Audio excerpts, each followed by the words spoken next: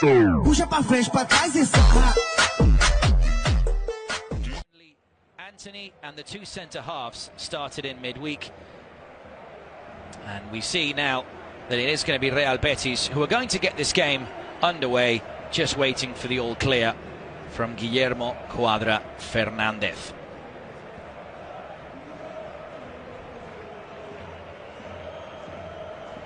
Espanyol obviously in their home colours today of blue and white. They will be attacking from left to right on your screens. Real Betis in their away colours today. Failed to link up that pass. It's now Antony again who gallops forward with the ball. One-on-one against Leandro Cabrera. Tries to switch the play. Jesus Rodriguez with the back heel. Lo Celso couldn't find Cucho Hernandez, and eventually Kumbula does well to dispatch the danger. But it's a foul from Nathan. It's Kral, it seemed. And Kral actually started at La Ceramica. Hold on, there is a mistake at the back, however, now for Espanyol. The shots on target. And who was there? I think Joan Garcia got his fingertips to it. Lo Celso regrets the fact that he didn't get the early goal. This isn't just an action from... The key really, the pace out wide. And here are the two men on the left, Puado and Romero combining.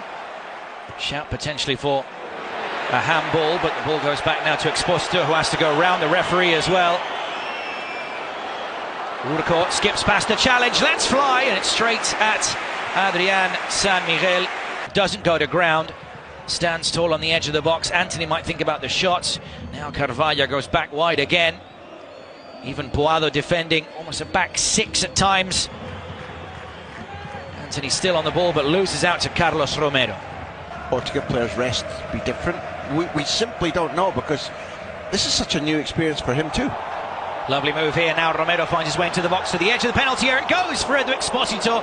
He hits it first time. Chelsea.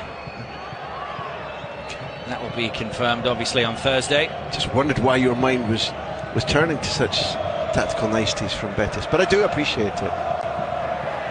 It would be a huge game for both sides in the current... With the deification of Isco.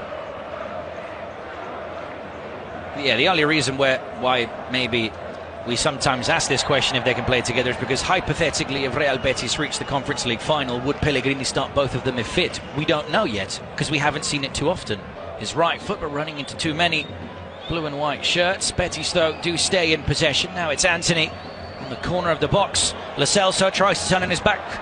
Turned there, gave it to Cucho Hernandez. It took a deflection. The Colombian unable to get the shot really on target. It's very rare that he bigs players up in public. That's not his style, but Jesus Rodriguez, not showing it today, is nonetheless a really gifted, balanced attacking footballer.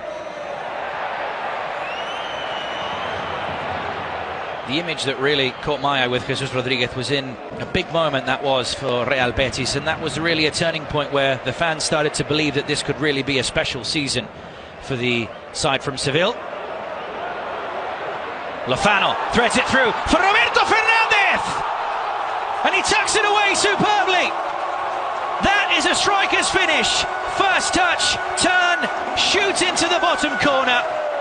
Espanyol lead inside 27 minutes, and the man who only arrived in January scores his 6th goal of the season in La Liga EA Sports. I think when we replay it, we're going to see that Edu Exposito was there. It really looked like it was going straight to him.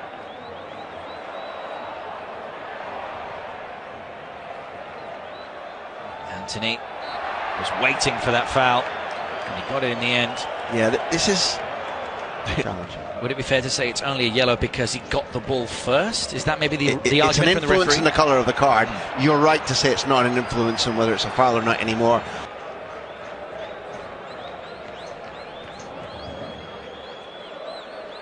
Antony there being held by Romero.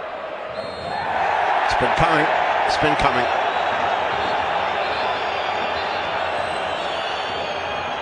I think a smart referee, so that when the left-footed player jinks in, there's another player waiting to see, do you overuse the dribble? Can I rob it? Can I just stop you doing anything? And at the moment, Espanyol generally have done well there. It's Antony's Incredibly, he holds that record as well at Villarreal. The two sides battling it out this season for that final Champions League spot, assuming that Athletic Club will hold on to top four. As Antony is brought down by Carlos Romero, and he's going to get a yellow card for his challenge. Spot on by the ref. I think it's Carvalho who swivels. 26 games in the Spanish top flight. It was a rocky start to the season, to say the least, for Real Betis. They've definitely grown into the campaign. Looking to finish on a high as Antony lets fly. It was going into the bottom corner. Joan Garcia was on his toes.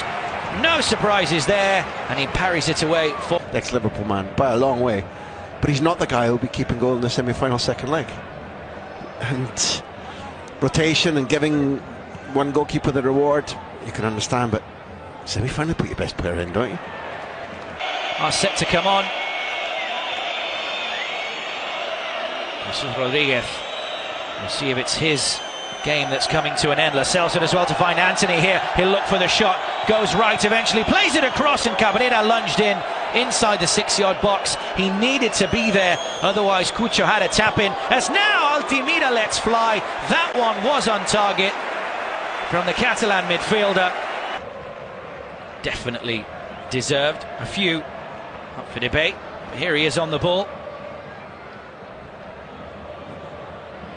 Finds Antony, eventually does get there. Isco. Now Antony with the strike, and that is again on target. Joan Garcia on his toes. Betis have definitely started creating a lot more in this second half. Not that it's very easy to beat Joan Garcia. Just ask all the other teams in La Liga EA Sports. Oh, lovely. Now though, as the shots is hit first time from Antony. Isco couldn't do magic even when he doesn't touch the ball. Just such a sweet dummy, and they really... It was in their last game here a couple of seasons ago when Espanyol were last in the top flight. Espanyol won 1-0 that day. As Sabali hits the post. He didn't like the fact that Espanyol were 1-0 up. Celso asking for a bit more movement from his teammates. He finds Isco. Returns the ball to the Argentine. Now Abde. Not many gaps to play through. Eventually Abde finds Isco. Tries to hold off the challenge and almost found Antony there with a pass that only he saw. No one else inside the penalty area. The Betis had properly generated for 5 or 6 minutes, and Abde sticks his boot in. Misjudgment from the youngster. Antony again up against Romero, trying to put the ball through the legs of Urco. Loses out there. Scarves getting waved. It's a celebratory atmosphere. Might be a little bit too soon for that.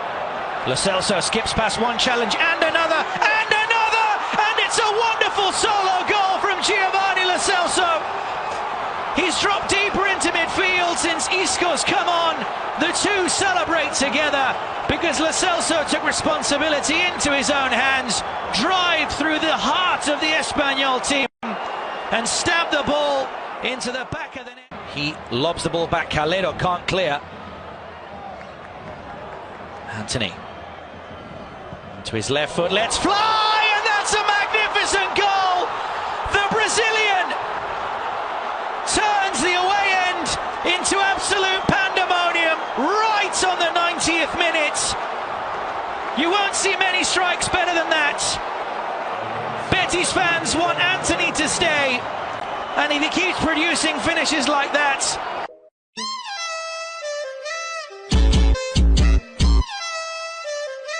puxa pra frente, pra trás e